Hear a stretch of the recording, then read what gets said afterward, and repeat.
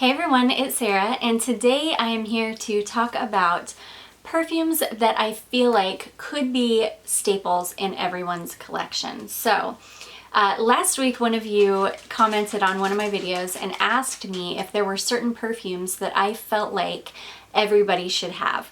Now, of course, this isn't going to work for everybody. A lot of these people are not going to like. And I know that obviously fragrance is so subjective, you know, it's different for all of us, but I put together a list of perfumes that I feel like are absolute staples in my collection and could easily be staples in others' collections as well. So I have got 10 different fragrances here that are definitely staples in my collection, and I'm just gonna go ahead and jump right in and start sharing them with you. So I'm going to start out with two very, very popular fragrances. They are popular for good reason. Many people have these in their collection, and for good reason. They are very, very popular for a good reason as well. The first one I'm going to talk about is Dior Addict. So I do have the newest formulation here. This is what is available on the market today, and this is just a stunning fragrance. This is definitely more of a fall-winter fragrance for me. I think this would get very cloying or overpowering in very high heat. This is dark and spicy and rich and vanillic. It's warm, it's cozy. It's everything you would want in a fall, winter, or cold weather fragrance.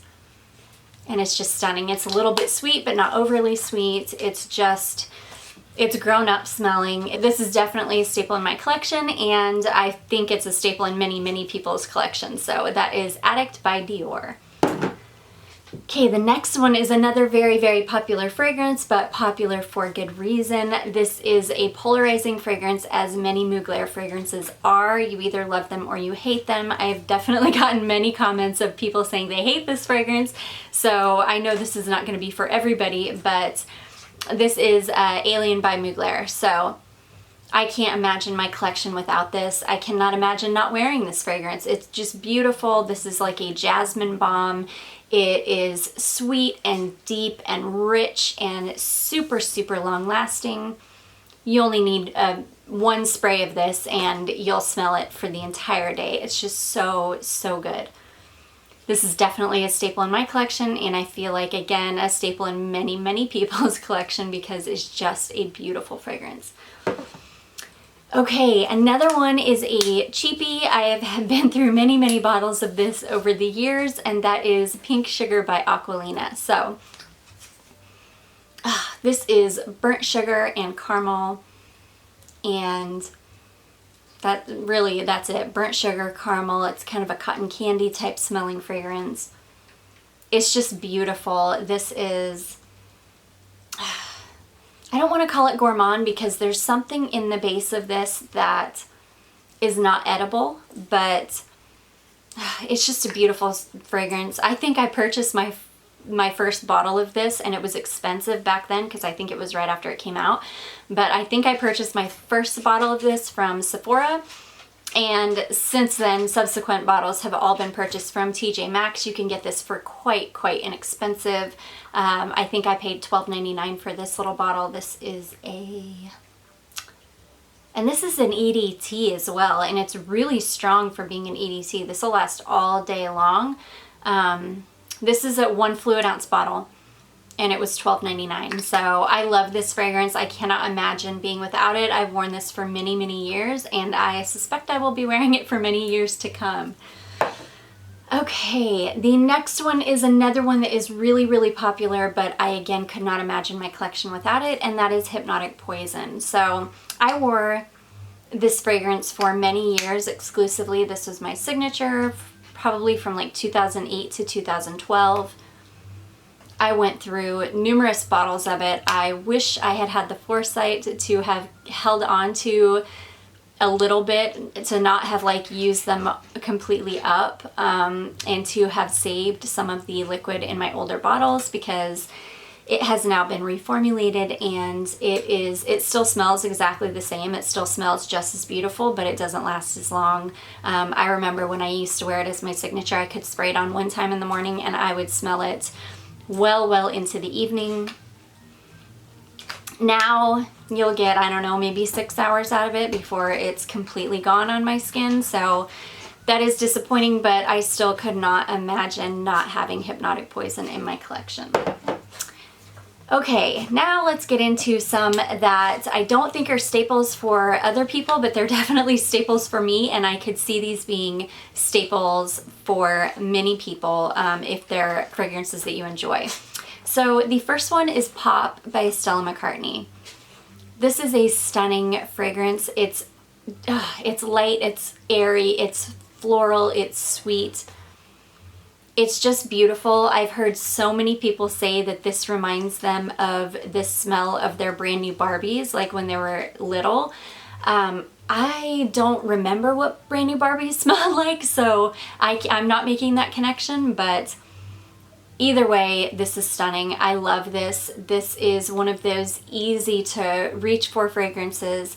I know that if I spray this on, I'm just gonna smell good.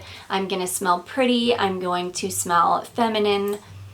And I feel like most of Stella McCartney's fragrances are those types of fragrances. They're like workhorse fragrances. They could be anybody's signature. They are definitely staples in my collection. And I cannot imagine not having Stella Pop in my collection. I also have this Stella Pop Bluebell, which at some point I'm gonna get to doing a full review for you guys, but this one is just a little bit more wearable to me than Bluebell, even though it's completely wearable as well. Okay, my next one is one that I just discovered this year, and I'm so excited. Did I just say year? I don't even know what that was, but this year. And that is 4711 Nouveau Cologne. So this is a sweet citrus scent. It is very light, very airy, very beautiful in high heat. I adore this fragrance. I will show you. You guys will see this in my next collective haul. I picked up a very vintage bottle of this fragrance. This is a super old, like it came with some kind of a soap, I'm guessing, but I didn't care about that. I just wanted the bottle of perfume, but this box is so old it's like falling apart. So I have no idea how old this is, but it's like a stopper cap. It doesn't even have a sprayer on it, but I love it. It's just as beautiful as its reformulated brother, and it's gorgeous. This became a staple for me in the heat, and it will be a staple again this summer. I absolutely love this. This is a long-lasting citrus on my skin, which is very hard for me to find because most of the time citruses don't stick around for very long. But one of you also commented to me that growing up, one of you that actually is German, that growing up your mother always had a huge bottle of this, because this comes in huge bottles. Like I've seen it all the way up to 6 or 8 ounce bottles, like huge bottles. But anyways, this lovely subscriber said that her mother would use it kind of like Windex was used in My Big Fat Greek Wedding, that she would spray this on everything, which I think is just amazing. That's so cool to have grown up with that kind of a memory. But anyways, I adore this fragrance. Cannot imagine my collection without it. Okay, the next one that I want to talk about is one that most people do not ever talk about. I don't know why, because it is so nice, but this is Idylle by Guerlain. This is the EDP. I have never smelled the EDT version of this, so I'm not totally sure what that one smells like. But to me, this is basically the same thing as Narciso Rodriguez in the black bottle, the EDT. This is a musky floral. But I actually sold my bottle of Narciso because I like this much better. This is a musky floral, but this is more floral. This is a little bit softer and more well-rounded. It's not quite as sharp as the Narciso. And it's just really beautiful. It's got a little tiny hint of sweetness in the background. It's just a really beautiful musky floral that I cannot imagine not having in my collection. Okay, so the next one that I have to talk about is another Stella, and this is another one that is an old signature of mine, and that is just plain Stella by Stella McCartney. So I believe this is the first fragrance that she ever released. I started wearing it the year that it was released. I adore this. Like Hypnotic Poison, I wish that I had had the foresight to have saved, because I've been through multiple bottles of this. I wish I had had the foresight to save some of the original formulations of this, because it too has sadly been reformulated, and though it does smell exactly the same as it always has, the lasting power on this is just not there. When I used to wear it back in the day, it would last all day long. It was just stunning, and now it's kind of a watered down version, just what they do when they reformulate perfumes, unfortunately. But this is beautiful. This is the most perfect rose fragrance ever. I have smelled tons of rose fragrances. I have tons of rose fragrances in my collection, and this one is just perfect. This came out in 2003, but this is still very modern smelling. It's very classic smelling at the same time. There's nothing mature smelling about this rose. It's just beautiful. It's perfect. It can be worn any time of year, any time of day. I mean, it's a perfect signature scent. It's just stunning, and I cannot imagine my collection without this. Okay, 2 more to go. So the next one I want to talk about, and I'm not going to talk about this one for too long, but is Ariana Grande Cloud. So, oh, I'm sure you guys are so sick of seeing this one, but this would be the perfect signature scent. This is an absolute staple in my collection. Like the niche equivalent staple would be Baccarat Rouge 540, because again, they smell very, very similar. But I didn't want to recommend Baccarat Rouge 540 because it is so darned expensive, and you can really get the same experience with this. But this is beautiful, perfect, could be a perfect signature fragrance, can be worn any time of year, any time of day. It's just stunning. It's perfect. I love it so much, and this is absolutely a staple in my collection. I could not live without it. Okay, and last but not least is Mon Guerlain by Guerlain. So, this is lavender and vanilla, but mostly vanilla. It's just perfect. This is a perfect, easy to reach for fragrance. It's a little bit sweet. You've got that hint of dry lavender in it, but tons and tons of vanilla.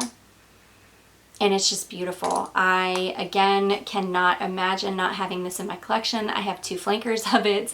It's just a stunning fragrance that, again, works in any occasion, any time of year, any weather, and is really just beautiful and absolutely a staple in my collection.